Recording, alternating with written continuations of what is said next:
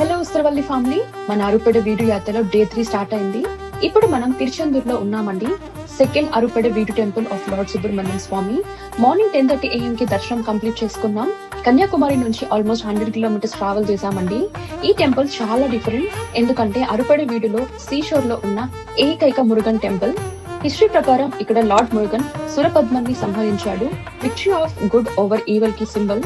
ఇక్కడ ఇంకొక miracle place ఉందండి, అది నాజీ కినారు. సీ పక్కనే ఉన్న బావి.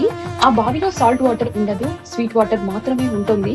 ఇంకొక రేర్ ఫ్యాక్ట్ ఏంటంటే ఈ టెంపుల్ కాంప్లెక్స్ లో 6 సేక్రెడ్ వాటర్ రిసోర్సెస్ ఉన్నాయని చెబుతారు. అవి మురుగన్ షణ్ముఖ్ రూపంకి సింబల్.